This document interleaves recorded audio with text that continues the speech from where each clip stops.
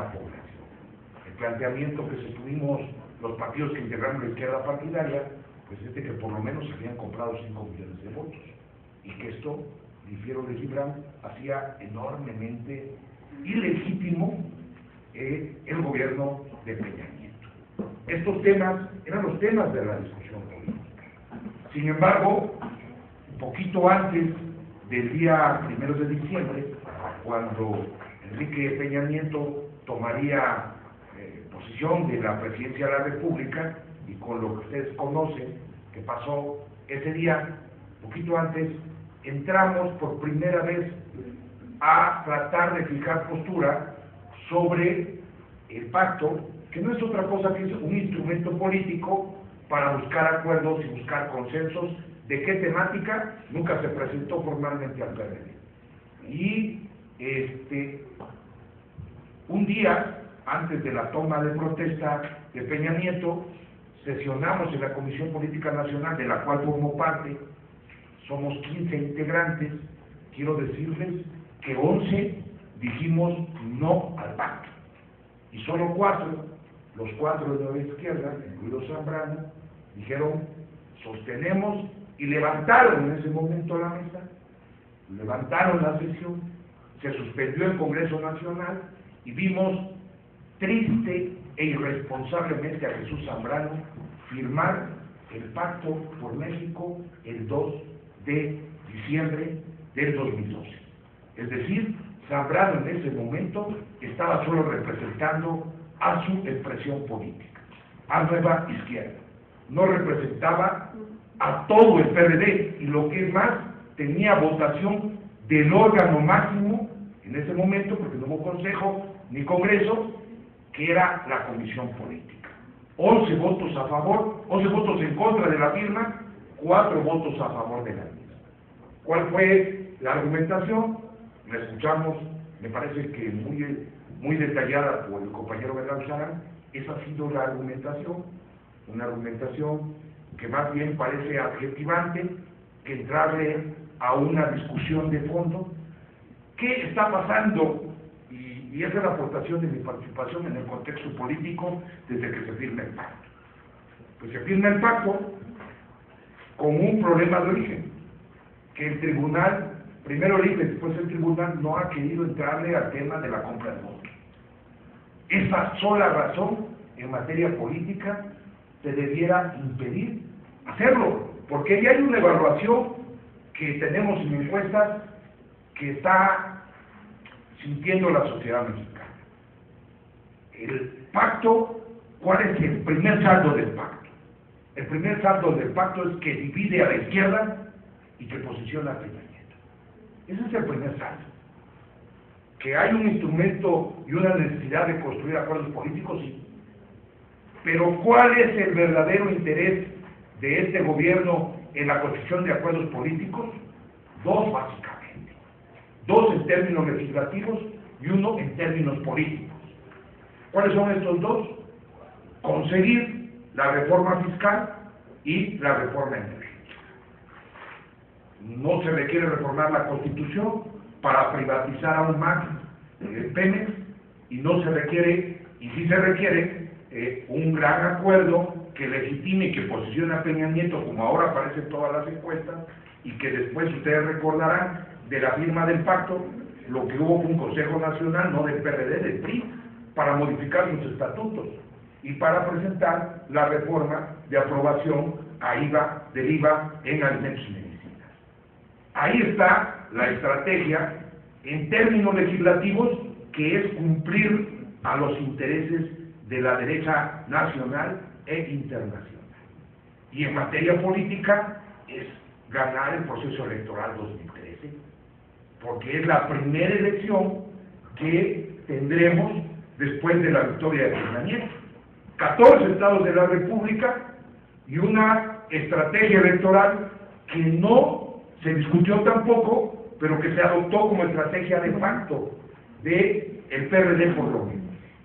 Primero el PRD rompe toda posibilidad de mantener su alianza con PT y con Movimiento Ciudadano, y decide de facto ir en alianzas con el PAN, con un argumento. y es el argumento de los pactistas. Es decir, pues nosotros lo que vamos a escuchar, nosotros vamos a firmar el pacto, pero electoralmente vamos a madrear al PRI porque estamos promoviendo alianzas con el PAN. Y ahí les va el dato.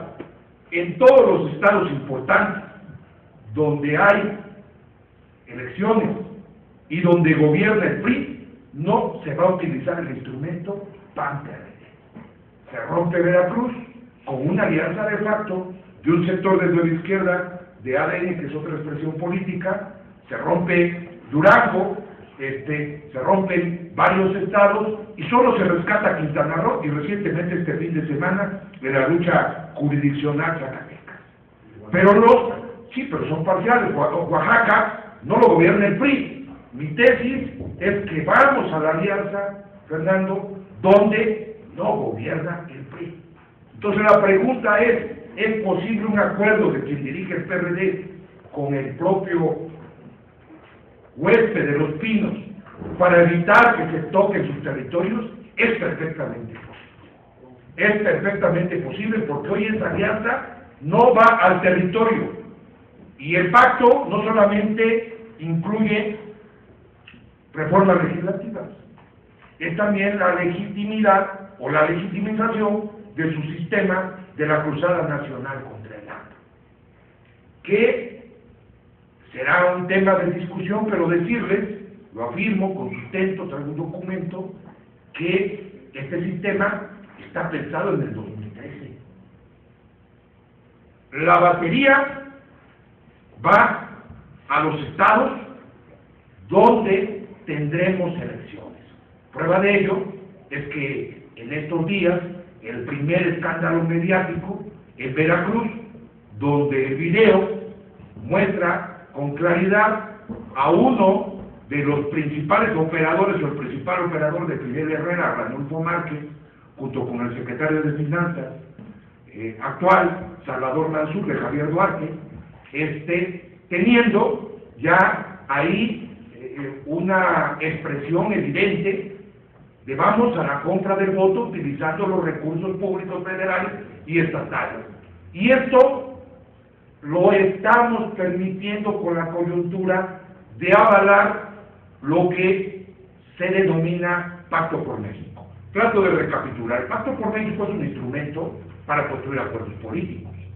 Pero este instrumento, en este momento, están todas las condiciones, y ese es el debate, para afirmar que no es oportuno ni beneficia a la izquierda, ni siquiera a la izquierda partidaria, porque decía Gibran y María Luisa que tenemos ganancia pragmática. Quiero decirles que como PRD no tenemos ganancia pragmática, tendremos derrotas electorales estrepitosas, que habrá ganancia ni siquiera para la cúpula partidaria, habrá ganancia para una cúpula de una expresión política que a título personal ha decidido ir a firmar y avalar los acuerdos que hasta ahora se han construido, que definitivamente son dos en este momento: la reforma educativa, que la presentan como la panacea, cuando además a mí me preocupa la protesta de los maestros, porque está claro que hay lesión a los derechos laborales magisteriales.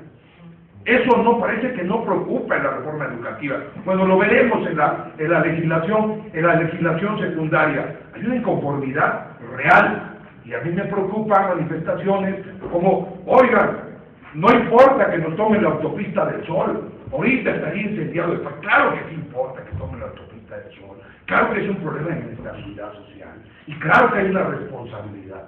Por eso creo que el tema de debate del título de esta mesa, Pacto por México, oposición cooptada, yo sostengo que es posible. Y porque además sé lo que es el término cooptación. Y sé que en Veracruz y sé que en Durango hay cantidades económicas para romper las alianzas y para que nuestra dirigencia haga mutuo. Ahora resulta que la derecha, o que el partido de la derecha, el PAN, es más oposición que el PRD. O sea, esa es la situación política que tenemos. ¿Cuál es el gran reto? El gran reto es recuperar primero la unidad de las izquierdas. Es que en conjunto, o por lo menos la del PRD, estuviéramos decidiendo cuál es nuestra línea política a seguir, cuál es nuestra línea política a realmente a defender. Pero está claro que en este momento hay dos visiones en la izquierda partidaria en su conjunto, hay dos visiones por lo menos en la izquierda perredista, y que el Pacto por México le va a dejar al PRD malos dividendos electorales, lo divide y posiciona a Enrique Peña Nieto. Muchas gracias. Agradecemos al maestro Enrique Romero. Y ahora pasaremos a la ronda de réplica, para la cual se destina 10 minutos. Comenzamos con Luis Alcalde. Muchas gracias. Bueno, no sé si 10 minutos de repente podemos ahí cortarle lo que alguien diga, no sé, que se conteste y volver a contestar un poco para... Digo, para contrastar posturas. Primero decir que aquí nuestro compañero Belauzarán hay que reconocer que está en desigualdad, porque por lo que veo somos 3 contra 1, pero bueno, yo sé que él se sabe defender. La verdad es que yo lo conozco desde el Congreso y por lo menos debate y dice lo que piensa, cosa que no sucede con la mayoría de los legisladores. Yo creo que hay una cosa muy importante. Partimos de falsas premisas. La primera falsa premisa es que los que estamos en desacuerdo del pacto queremos que las cosas sigan como están, que no queremos avanzar, que no nos interesa ningún tipo de acuerdo, que nosotros, dicen PRI, decimos bajo ninguna circunstancia aunque mejore el país. Esa es la gran falsedad, que nosotros de todo o nada, ¿no? Eso me parece que hay que romper con esa idea, porque por lo menos no es una idea que yo comparto. Al revés, yo creo que necesitamos muchísimo, que como estamos podridos, y que como estamos, la situación la conocemos todos, está por debajo de la pobreza, el salario, la educación, el tema del empleo. Entonces, esa es una falsa premisa. Nosotros no queremos quedarnos como estamos. La segunda, diría yo, una falsa premisa, es que no somos capaces de sentarnos en la mesa y pactar y ponernos de acuerdo. Yo lo decía en mi participación anterior, me parece que este pacto se justifica en eso, en decir, es que nosotros no somos capaces, es que mejor por eso que la cúpula de los partidos nos den el lineamiento, porque nosotros, si nos ponemos de acuerdo y tomamos en cuenta la sociedad y hablamos a los especialistas, nunca vamos a llegar a nada. Eso me parece falso. Claro que nos podemos sentar y podemos llegar a acuerdos. Tercero, que nosotros estamos en desacuerdo con todo el contenido y con todas las reformas del pacto. Tampoco es cierto. Me parece que, por ejemplo, en la reforma de telecomunicaciones hay muchas cosas que avanzan, sí. En el tema en la reforma de amparo, sí, también hay unas cosas que avanzan. Pero ese no era el gran tema. El gran tema era que no se toman en cuenta los sectores, que no se toman en cuenta las minorías dentro de los partidos, que no se debate, que no se contrastan posturas. Y por supuesto que no hay posibilidad de mejorar ciertas reformas donde era la gran oportunidad. ¿Cuándo vamos a volver a tocar el tema de telecomunicaciones si no era ahora? Y no era importante que finalmente decidiéramos que una parte del espectro, por ejemplo, estuviera a manos de estudiantes de universidades, de radios comunitarias, del sector social. No era todo fundamental, o lo único importante era que nos pusiéramos a poner reglas para los ya poderosos que son de este duopolio, para decir, órale, aquí te quito un poquito y igual entonces se lo ponemos acá, etcétera. ¿Todo era un tema económico de competencia o era un tema social? O lo que queríamos era que los medios también, al ser nuestros, nosotros pudiéramos utilizarlos. y que no fuera quien diera más que te va a dar la concesión, sino quien tuviera el mejor proyecto, quien tuviera una organización ciudadana que dijera, aquí está yo quiero este programa y vamos a darle la concesión. Eso no estaba en la mesa. Esos temas no eran importantes, no eran lo suficientemente importantes para discutirlos. O sea, me parece que eso es de fondo, que partimos del engaño de decir los que estamos en contra del pacto estamos en contra de todo.